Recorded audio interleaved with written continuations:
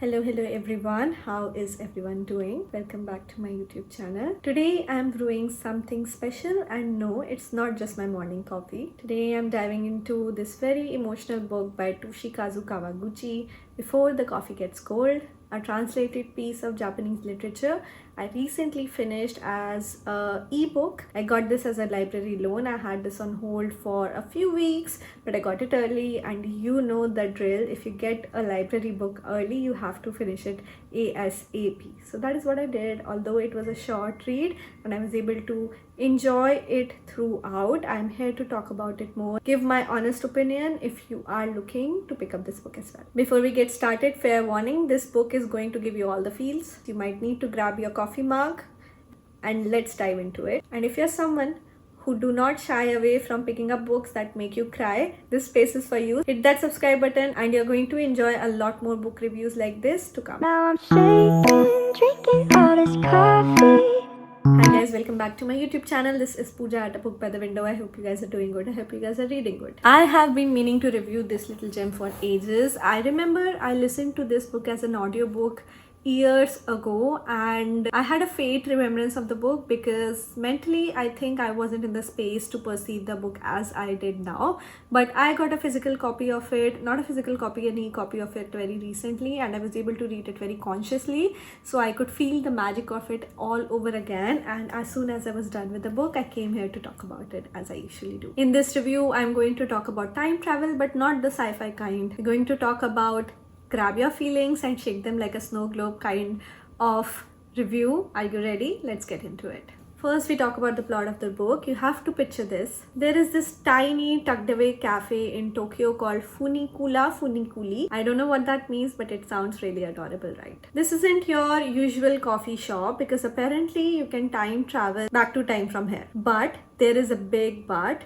You have to come back before your coffee gets cold. The story follows 4 different people across 4 interconnected tales. Story 1 is about lovers. We meet Fumiko, whose boyfriend just dropped the bomb that he's moving to America. She is really devastated and wants to go back to see what really happened there. Story number 2 is about husband and wife. There is Kota, a nurse who is dealing with her husband's Alzheimer's. She wants to go back when he still remembered her. Story number 3 is about 2 sisters. They had a really complicated relationship, but they get a chance to reconnect again through this time travel. And the final story is about a mother and a child. The mother wants to meet the child once, the child she never knew. The kicker in the book, the rule says that you cannot change anything. It will not change the past, it will not change the present, it will not change the future.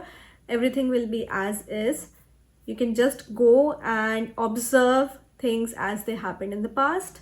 You cannot leave the chair that you are sitting in, and everything has to take place in the cafe. So you have to go back to a moment that happened in the cafe itself. And as I said, you have to come back before your coffee gets cold. Otherwise, there are repercussions that you don't understand, that you don't want. Now let's talk about the writing of the book. Kawaguchi's writing style is simple and straightforward. Maybe it is also because of the fact that we are reading and translated work, and sometimes when you read translated works, they lose the essence of the language they were written in. But even then, it is very unique. Apparently, this started off as a play in 2010. Maybe this is why the dialogues feel stilted at times, and the pacing is more theatrical than novel-like. The translation by Geoffrey Trousselot does try to do justice, but as is the case, some of these Japanese nuances get lost in the translation. The writing is simple, maybe too simple for some readers, but personally I think it works in the story's favor. It is like Kawaguchi strips away the flourish of all of these fancy words and prose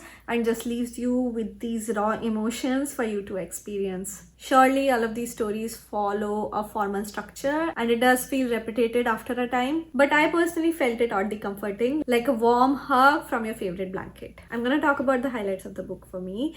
The whole highlight of the book was the feelings. So many feelings I felt throughout each of the stories. This book made me cry multiple times and I'm not even embarrassed about it. The absolute highlight of all of these stories for me was a continuous theme of regret and acceptance. each of these characters had to learn in their own way that the goal is not to change the past or the present, but the goal is to learn to accept it. There is this really beautiful line that captures this feeling. People live in the present, but the heart holds on to the past. That's really such a profound lesson wrapped into this small story about time travel and how we look at our time in this life. I also really liked the setting of the book. I liked how this cafe becomes this magical safe space for all of these characters. The rule of time travel is so specific and quirky. You really have to sit in that particular chair. You cannot leave the cafe. And most important of all, you cannot change anything. It creates this perfect bubble of melancholy and hope. Each of these stories has a very strong emotional payoff in the most devastating way. No book is without its critique. We're going to move on to the lowlights of the book. We'll talk time. This book has some issues that you cannot ignore. Many readers noted that a lot of these stories held on to stereotypical gender roles. Women just taking the role of nurturer or caretaker in the most traditional way, which is a fair critique. But one has to understand that in a lot of Asian culture, even though we have progressed so much, we live in 2025, the fact of the matter is, on ground reality, all of us imbibe these gender stereotype in some way or form, and there is no running away from it until things change, and it will take a lot of time. Not everything is black and white. Life is more nuanced that way, and I'm in an age where I understand why things happen the way they happen. So I could understand it. I perfectly enjoyed it. I could relate to some of these stories as well because I am a woman in a nurturing, caring role. I find myself being very caring all the time. Even though I'm the strong, independent person, I cannot move away from that personality of mine, and this is solely who I am. No one is forcing me to do that. So I could understand each of these women's story and emotions, and I cried with them. But having said that, I do not invalidate the feelings of all of these readers who felt that way. Also, another critique is, if you are looking for a nuanced, complex story, this story is not going to be for you. It is a very simple tale. 4 short stories that tell very predictable the tale of time travel and emotion through a structured storytelling manner. I can also see the emotional beating coming down from a mile away. So for people who are looking for certain thrills or nuances in the storytelling, or looking for complex prose just to enjoy that kind of writing, it is not about the writing genius.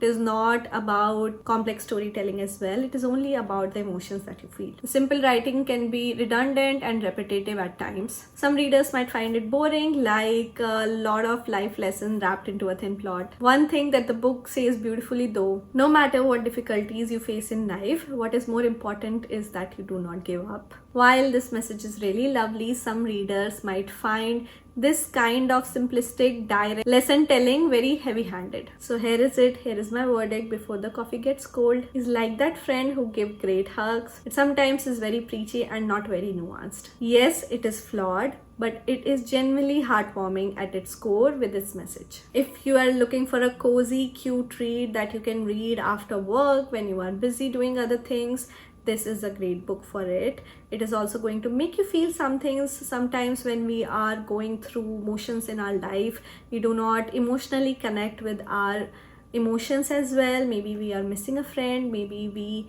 want to also relive a memory. All of these things we keep it aside when we are going through motions. I do it a lot of times, but it is good to be in connection with your emotions every once in a while, and you can relive those memories through a fictional book. I always get really moved when I am reading books like these, and I get a chance to relive my own memories as well. So if you're looking for something like that, this book is going to make you think about love, regret, losses, and more importantly, acceptance. That is the core of everything in life. If you want complex literary fiction with more nuanced storytelling, maybe skip this one. I give this book 4 out of 5 stars. I might be really biased because I enjoy reading Japanese literature a lot. I'm also going to make it a point to read subsequent books in the series. I think there are 3 books in the series, and just a note for readers, you're supposed to read them sequentially. I was about to get another book from my library because that was available sooner, but I read about it and I think you're supposed to read each book sequentially so as to enjoy all of the stories completely. Maybe they are connected, I will find out. But I'm looking forward to reading more books from this series and I'll bring a review when I do. What about you? Have you read this very popular book by Toshikazu Kawaguchi? If not, are you looking to add it to your own TBR? Do let me know in the comment section below. As always, I'm open to feedback, how you found this review, and any kind of feedback is good unless you are being a jerk on this channel. And I have received really wonderful messages, really wonderful comments in the past month or so, and also really critical comments that are helping me improve my content. So if you want to help me out, give me really honest critical feedback and I will work on it. I try to do my best. Don't forget to like if this video helped you decide if you want to pick up this book as well. Share it with your friends and family, and if you're enjoying these videos, consider subscribing to the channel.